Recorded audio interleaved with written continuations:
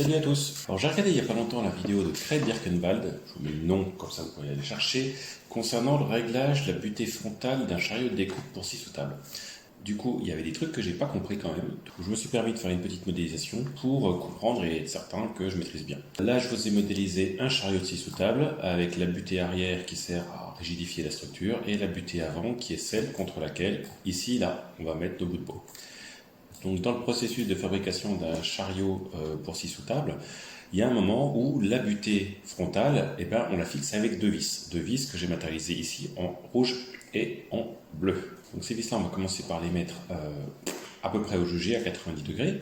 Donc une fois qu'on a fait la méthode des 5 coupes, on doit ajuster cette butée frontale. Donc on va le faire soit en enlevant la vis rouge et en faisant pivoter la butée frontale autour du point de pivot qui est bleu, ou alors en enlevant la vis bleue qui est à droite et en faisant pivoter la butée frontale autour du point de pivot rouge qui est à gauche.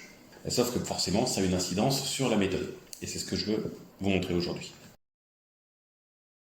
Si ton point de pivot il est à gauche et que le fond est plus large que le devant, il va falloir faire descendre ta butée frontale à droite. Si ton point de pivot il est à gauche et que le devant est plus grand que le derrière, il va falloir faire remonter ta butée frontale à droite.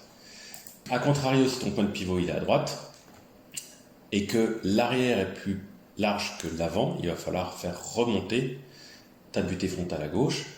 Et si ton point de pivot il est à droite et que l'avant est plus large que l'arrière, il va falloir faire redescendre ta butée frontale à gauche. Voilà, c'est tout ce qu'il y a à savoir. A plus, ciao. Donc, je vous ai fait un ensemble d'esquisses. Selon que le point de pivot ce soit celui de gauche, donc on a gardé la vis rouge, ou que le point de pivot de la butée frontale ce soit celui de droite, donc c'est-à-dire la vis bleue. Donc là, tu vois, ça c'est le trait de coupe de la scie, ça c'est le 90 qu'on veut atteindre, et ça, le trait qui est ici, ça représente en fait la position de la butée frontale, qui de base, on l'aura positionné à 88 degrés du trait de coupe. D'accord. Et c'est ça qu'on veut corriger, on veut qu'ici il y ait 90 degrés. Et donc que ce trait en pointillé là, il rejoigne celui-là. Une fois que tu as positionné ta butée frontale, quand tu vas faire tes 5 coupes, tu vas faire une première coupe, une deuxième coupe, une troisième coupe, une quatrième coupe et une cinquième coupe. Et tu vas obtenir ici un bout de pièce. Dans la méthode, on te dit mesure la largeur du fond, mesure la largeur qui est près de toi, tu fais la différence entre les deux, tu divises par 4, tu divises par la longueur du morceau que tu obtiens, ici, et tu multiplies par la longueur entre le point de pivot de ta butée frontale et la longueur de ta butée frontale. Et du coup, ça te donne une distance ici, entre les deux, de combien tu dois compenser.